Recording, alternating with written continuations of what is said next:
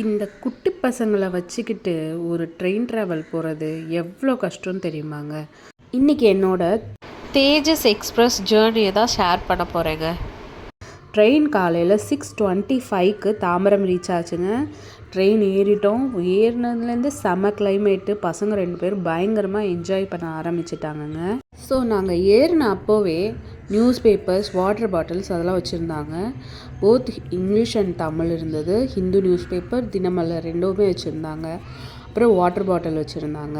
இதில் வந்து எக்ஸிக்யூட்டிவ் கிளாஸ்னாலங்க அந்த லெக் ரெஸ்ட் வந்து கொஞ்சம் தூரமாக இருந்தது. ஸோ என்ன மாதிரி குட்டிக்கால் உள்ளவங்களுக்கெல்லாம் அது சரிப்பட்டு வராதுங்க. அதனால நான் அதை விட்டுட்டு என் பசங்களோட சேர்ந்து வியூவை என்ஜாய் பண்ண ஆரம்பிச்சிட்டேங்க. எங்களுக்கு ட்ரெயின் ஜேர்னி, அதுவும் எக்ஸிக்யூட்டிவ் கிளாஸ்லன்றதெல்லாம் அரிதான விஷயங்க. அதனால் நாங்கள் எல்லாத்தையும் டாக்குமெண்ட் பண்ண ஆரம்பிச்சிட்டோம். ஸோ எனக்கு இங்கே பார்த்தீங்கன்னா ஒரு தை ரெஸ்ட்டுன்னு சொல்லி ஒன்று கொடுத்துருந்தாங்க. அந்த தை ரெஸ்ட் வந்து பட்டன் ஒர்க் ஆகலை எனக்கு. அது எனக்காவது பரவாயில்ல. என் ஹஸ்பண்ட் சைடு ஆம் ரெஸ்ட் கொடுத்துருந்தாங்கங்க. அந்த ஆம் ரெஸ்ட்டு உடஞ்சே போயிருந்ததுங்க. நம்ம ஆளுங்க இருக்காங்களே, ஒரு விஷயத்தையும் உருப்படியாக வைக்கிறது இல்லைங்க. ஆனால் என்ன, அட்லீஸ்ட் ட்ரெயின் அத்தாரிட்டிஸ் அவங்களாவது ஆக்ஷன் எடுக்கலாம். ஆனால் அவங்களும் எடுக்கலை. ஓகே, இப்போ எங்களுக்கு பார்த்திங்கன்னா ஒரு 10 மினிட்ஸில் ஒரு பிளேட்டு, அதில் வந்து டிஷ்யூ, அப்புறம் இந்த காஃபி கலக்கிற குச்சி எல்லாமே கொடுத்துட்டாங்கங்க. இப்படி நாங்கள் டீ குடிக்கிறது அது ஒரு பெரிய டாஸ்க்காகவே இருந்ததுங்க. என் பையன் அதுக்குள்ளே ரெடி ஆகிட்டாரு.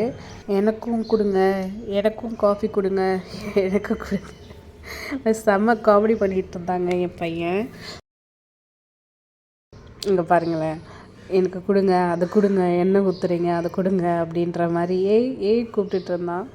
அதுக்குள்ளேயும் எனக்கு இங்கே ஹாட் வாட்டர் வந்துருச்சுங்க. கப் கொடுத்துருந்தாங்க. அந்த கப்போட ஹாட் வாட்டர், அப்புறம் வந்து டீ, காஃபி, மில்க் பவுடர், அப்புறம் பிஸ்கெட் அதெல்லாம் கொடுத்துருந்தாங்கங்க. ஸோ நல்லாவே இருந்தது. சர்வஸ் ஓகே தான். சுகரும் கொடுத்துருந்தாங்க. ஸோ பால் சுகர் மட்டும் வேணும்னா நாங்கள் குழந்தைங்களுக்கு மட்டும் பால் சுகரை கலந்து கொடுத்துக்கலாம் அப்படின்னு பிளான் பண்ணியிருந்தோம். ஒரு பெஸ்ட்டு டிப்பு என்ன சொல்லுவேன்னா, அவங்க கொடுக்குற தண்ணியை வந்து கொஞ்சம் நீங்கள் குடிச்சிட்டு அப்புறம் கலக்க ஆரம்பிச்சிங்கன்னா நல்லாயிருக்கும். இல்லைன்னா ரொம்ப தண்ணியாக இருக்கிற மாதிரி ஒரு ஃபீலிங் இருந்ததுங்க. ஸோ இப்போ எங்கள் பிளான் என்னென்னா, ஃபஸ்ட்டு நான் எல்லா காஃபி, மில்க் எல்லாமே நான் கலந்து வச்சுருவேன். அதுக்கப்புறம் என் ஹஸ்பண்ட்டை கொடுக்க சொல்லலான்னு தான் பிளான் பண்ணியிருந்தோம். ஆனால் என் பையன் என்கிட்ட தான் வருவேன் அடம் பிடிச்சதுனால அப்புறம் ஸ்வாப் பண்ணிட்டோம். என் ஹஸ்பண்ட் வந்து கலந்துட்டுருந்தாங்க, டீ எல்லாம் கலந்துட்டுருந்தாங்க. நான் அவனுக்கு கொஞ்சம் நேரம் பிஸ்கெட்லாம் கொடுத்து அவனை கொஞ்சம் ஆஸ்வாசப்படுத்திகிட்டு இருந்தேங்க. வியூ வந்து அவ்வளோ ஒரு அருமையான வியூவாக இருந்ததுங்க. அது மழை பெஞ்சு நான் என்ன நினச்சேன்னா, சன்ரைஸ் பார்க்கலாம், அது சூப்பராக இருக்கும் அந்த மாதிரி நினச்சேன். பட் சன்ரைஸ் இல்லாமல் கூட எவ்வளோ அழகாக இருக்குதுன்னு பாருங்கள். 2 சைடும் பாருங்களேன், மலைகள், நிறைய மரங்கள் நல்லா பார்த்துட்டு என் பசங்கள்லாம் நல்லா என்ஜாய் பண்ணிட்டு வந்தாங்க. ரொம்ப பிடிச்சிருந்தது. இந்த மாதிரி டைமில் ஒரு பின்னாடி பேக்ரவுண்டில் ஒரு சாங் ஒன்று கேட்டுகிட்டே இருக்கும். எனக்கு அது கேட்டுகிட்டே இருந்ததுங்க. நீங்களும் அந்த சாங்கை கேட்டு கொஞ்சம் நேரம் என்ஜாய் பண்ணுங்கள் வியூவை.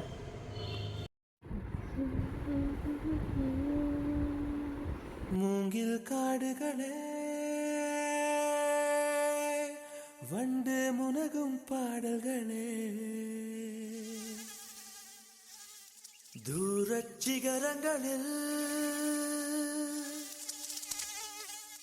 தண்ணீர் துவைக்கும் அருவிகளே,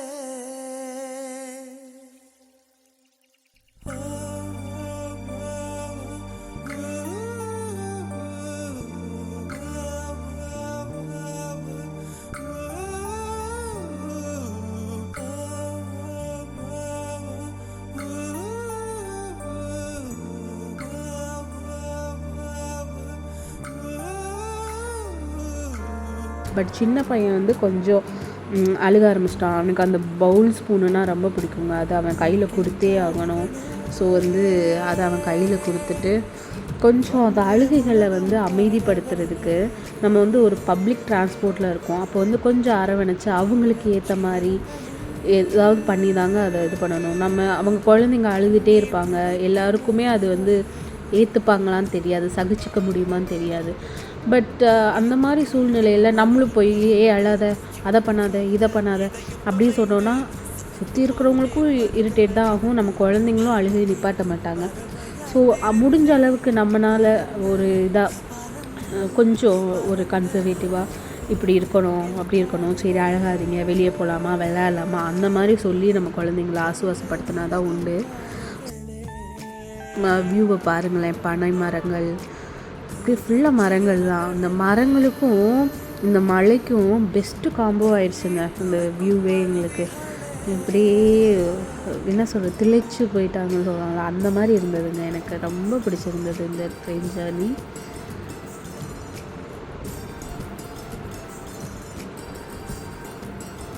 அந்த வீட்டில் இருக்கவங்களெல்லாம் யோசிச்சு பாருங்களேன், எப்படி செம்மல அவங்களுக்கு சுற்றி மலைகள், ட்ரெயின் சம்டைம்ஸ் இரிட்டேட்டிங்காக இருக்கும், ஆனால் ஸ்டார்டிங்கில் இருக்கும். ஆனால் போக போக அந்த ரயில்வே ட்ராக் பக்கத்தில் வாழ்கிறவங்களுக்கு ஒரு சங்கீதமாகவே மாறிடுங்க அது.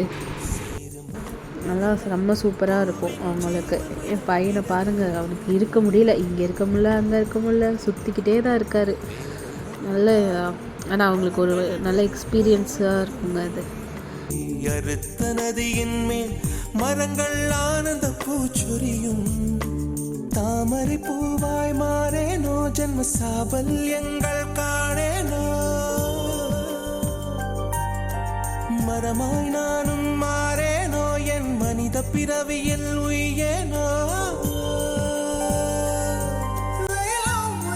பருகும் வண்ணங்களை பனித்துளியாகேனோ, மூங்கில் காடுகளே கண்டு முனகும் பாடல்களே, தூரச் சிகரங்களில் கண்ணீர் துவைக்கும் அருவிகளே,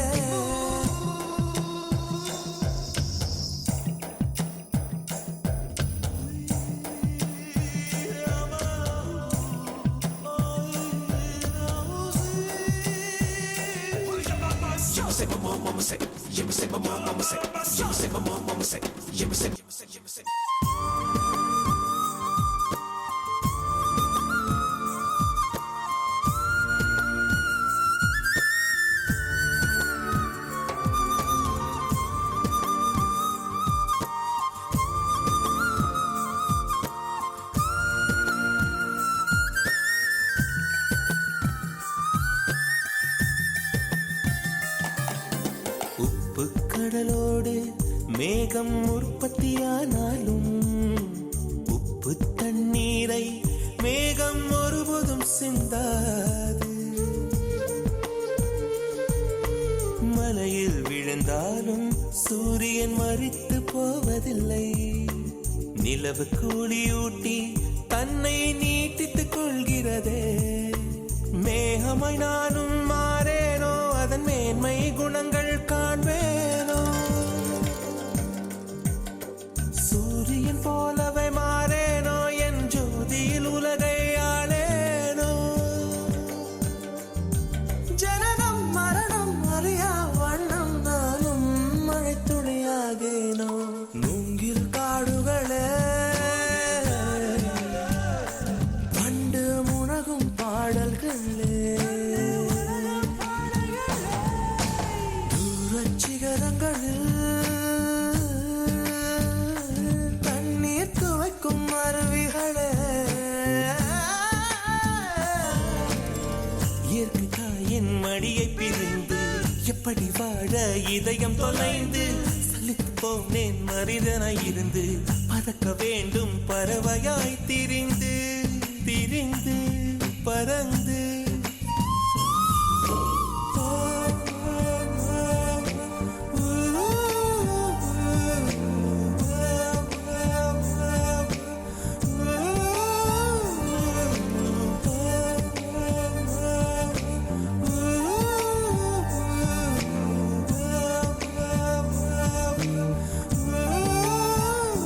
இவ்வளோ அழகான பாடலுங்க. எனக்கு இந்த பாட்டு ரொம்ப மனசுக்கு பிடிச்ச பாட்டுங்க. ஏன்னா எனக்கு இந்த 9 to 9 மொனோட்டனஸ் லைஃப்லேருந்து அப்படியே எனக்கு வேறு யூனிவர்ஸில் போய் எங்கேயோ பறக்கிற மாதிரி இருக்குங்க இந்த பாட்டு கேட்கும்போது. எங்கேயும் தொலைஞ்சு போன ஒரு காட்டுக்குள்ளே தொலைஞ்சு போயிட்டா எப்படி நம்ம ஃபீல் பண்ணுவோம், அப்படி இருக்குங்க அந்த பாட்டு. அதுலேயும் ஒரு வழியெல்லாம் இருக்குங்க.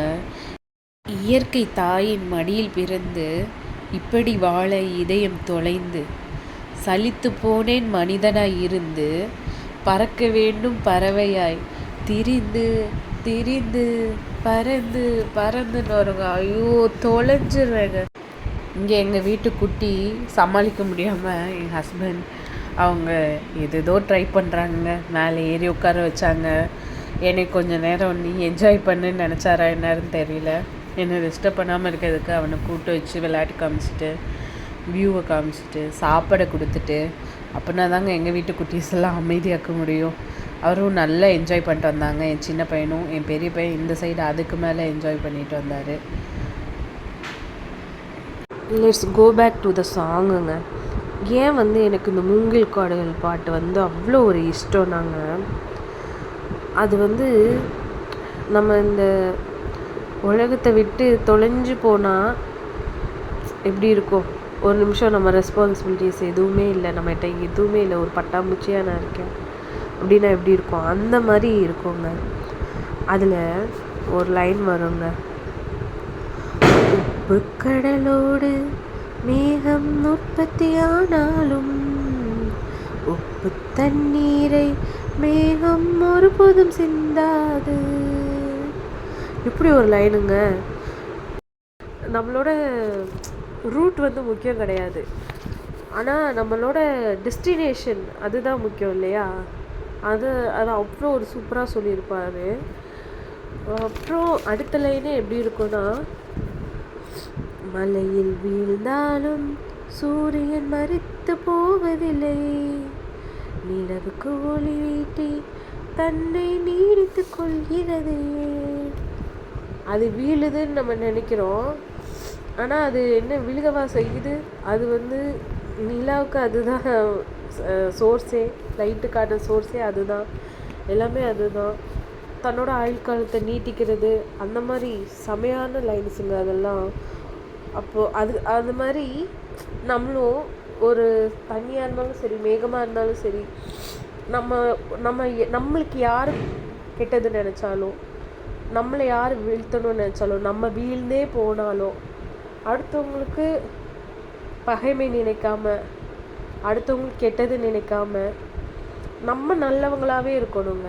நம்ம வந்து நம்மளோட கேரக்டர் என்ன, நம்மளோட ஒரிஜினாலிட்டி என்ன, அதுலேருந்து எப்பயுமே நம்ம விலகவே கூடாதுங்க.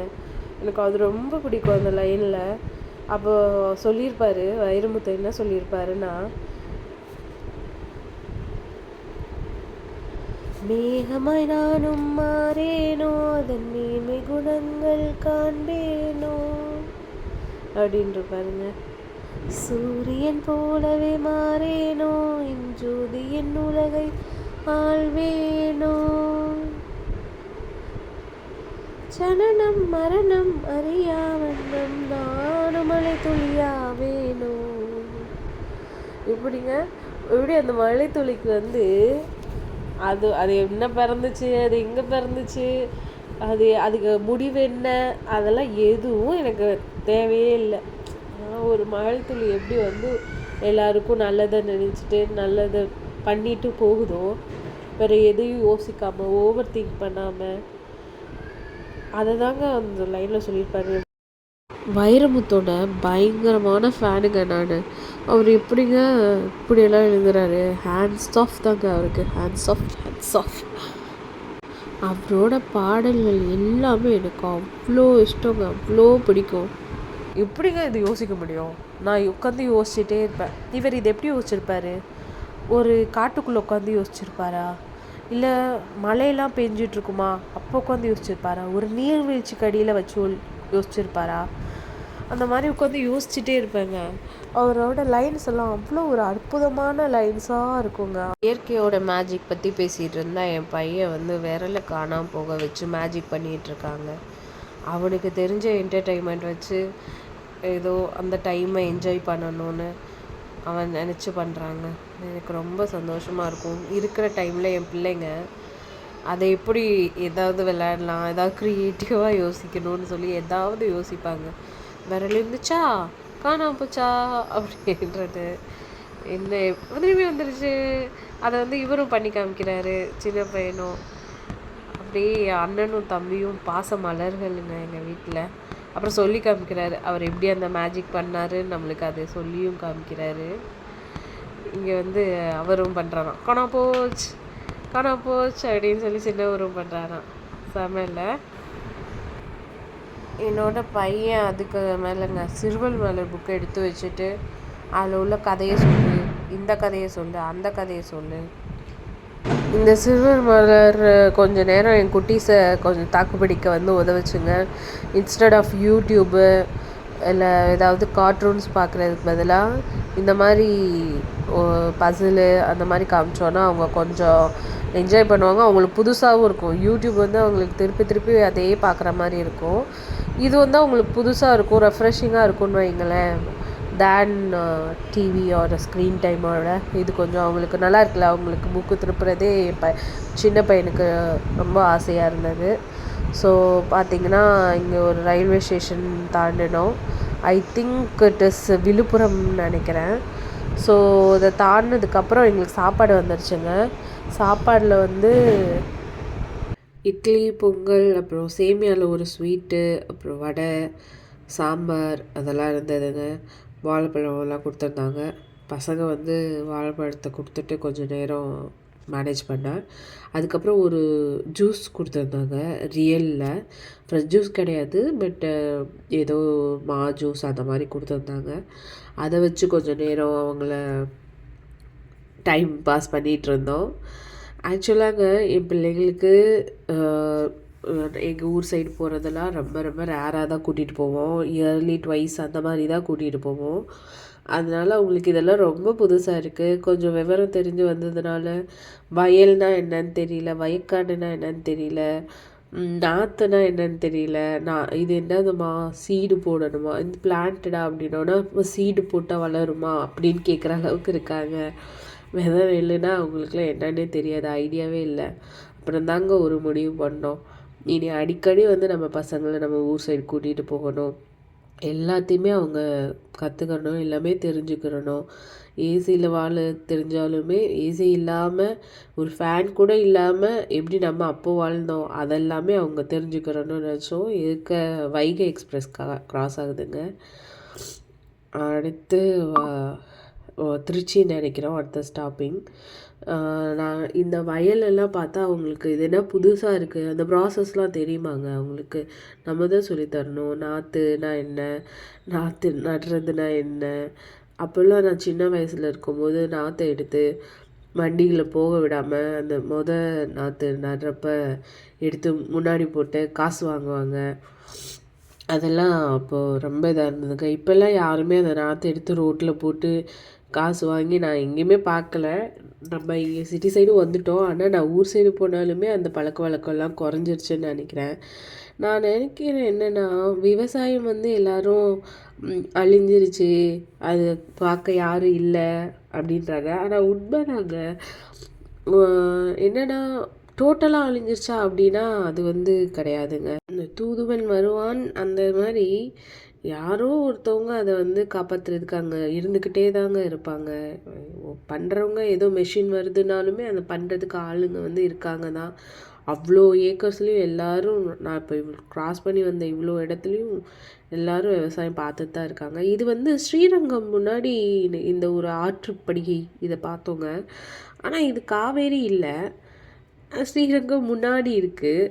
அப்போ இது என்னது, எனக்கு தெரிஞ்சால் நீங்கள் கமெண்ட்டில் சொல்லுங்கள். எனக்கு இது எந்த இடம்னு தெரியல, பட் காவேரி இல்லைன்னு மட்டும் தெரியுது. ஏன்னா ஸ்ரீரங்கம் முன்னாடியே இருக்குது, ஸ்ரீரங்கம்க்கு அடுத்து தானே இருக்கும்.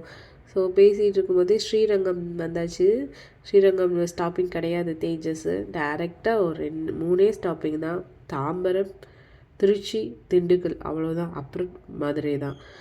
அதனாலே ரொம்ப ஸ்பீடாக வந்துருச்சுங்க. இப்போது ஸ்ரீரங்கம் தாண்டினதுக்கப்புறம் உடனே நம்மளுக்கு வந்து நம்ம தலைவர் வந்துடுவார். காவேரி, எது காவேரி எனக்கு தெரியும், அந்த ஆற்றுப்படுகை மாதிரி இருக்குல்ல, அதுதான் என்னன்னு எனக்கு தெரியல. அது மட்டும் தெரிஞ்சால் நீங்கள் சொல்லுங்கள். காவேரிக்கு நம்ம ப்ரைஸ் பண்ணுறதுக்கு எதுவுமே இல்லைங்க. அது ஆல்ரெடி ஃபேமஸான பெரிய லெவலில் இருக்கிற ஒரு கை. இங்கே பாருங்கள், இதை கிராஸ் பண்ணவே எவ்வளோ நேரங்க ஆகுது. கொஞ்ச நேரம் அப்படியே அங்கே நின்றுட்டு அந்த வியூவை என்ஜாய் பண்ணணும் தான் நம்மளுக்கு ஆசை. பட் அது கொடுத்து வைக்கல. அதுக்குள்ளே நம்மளுக்கு வந்து திருச்சி ரயில்வே ஸ்டேஷன் வந்துடுச்சு. எதிர்க்க வந்தே பாரத் போகிறாரு பாருங்க. இந்த கிளாசிக் மாடர்ன் ஹைஃபை என்ன வேணாலும் சொல்லலாங்க, எல்லாத்துக்கும் ஒர்த்து. அதை பாருங்களேன், பார்க்கவே எவ்வளோ அழகாக இருக்குன்னு.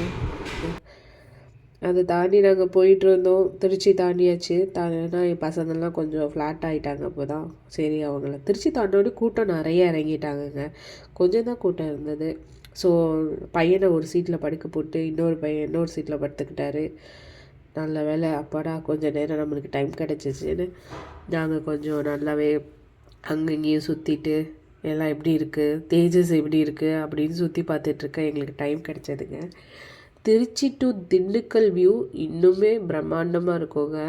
என்னென்னா நம்ம வெஸ்டர்ன் கார்ஸ் வந்துடுங்க. வெஸ்டர்ன் கார்ஸ் தான் எங்களுக்கு இந்த தேனி ஃபுல்லாமே, தேனி திண்டுக்கல் எல்லாமே வந்து இவ்வளோ கோல்டாக இருக்கிறதுக்கு காரணம் வந்து நம்ம வெஸ்டர்ன் கார்ஸ் தான். கொடைக்கானல்லாம் வெஸ்டர்ன் கார்ஸில் தான் இருக்குது. இப்போது நாங்கள் போயிட்டுருக்கதே ஒரு மலையோட கனவான்னு நினைக்கிறேங்க. கனவானா உங்களுக்கு எத்தனை பேருக்கு தெரியும்னு எனக்கு தெரியல. நேச்சுரல் பாஸ்ன்னு சொல்லுவாங்க, மவுண்டெயின் பாஸ். 2 மவுண்டெயினுக்கு இடையில ஒரு அதுவாகவே மவுண்டெயினாகவே ஃபார்ம் பண்ணியிருக்கும். நம்ம மேன்மெய்டு கிடையாது, நேச்சர் மெய்டு. அதை வந்து தமிழில் கனவான்னு சொல்லுவாங்க. அவ்வளோதாங்க. திண்டுக்கல் வந்தாச்சு. திண்டுக்கல் வந்தோடனே நாங்கள் கொஞ்சம் இறங்கி அப்புறம் எங்கள் காரில் ஏறிட்டோம். இது வந்து எனக்கு வந்து அவ்வளோ ஒரு பிரேக் த்ரூ செஷன் இருக்கும்ல, அந்த மாதிரி இருந்ததுங்க இந்த ட்ரெயின் ஜேர்னி. நீங்களும் உங்கள் லைஃப்பில் இருந்து ஒரு மொட்டோனஸ் லைஃப்பில் இருக்கீங்க அப்படின்னா அதுலேருந்து வெளிவரணும்னா இந்த மாதிரி ஒரு ட்ரெயின் ஜேர்னல். ஆனால் ஃபஸ்ட் கிளாஸு அந்த மாதிரி போங்க. ஜீப்பில் போனோன்னா இன்னும் கொஞ்சம் நம்மளுக்கு கஷ்டமாக தான் இருக்கும். இந்த மாதிரி ஃபஸ்ட் கிளாஸ் ஒரு தேஜஸ் அந்த மாதிரி ஒரு ட்ரெயின் பிடிச்சி போயிட்டு வாங்க, என்ஜாய் பண்ணுங்கள்.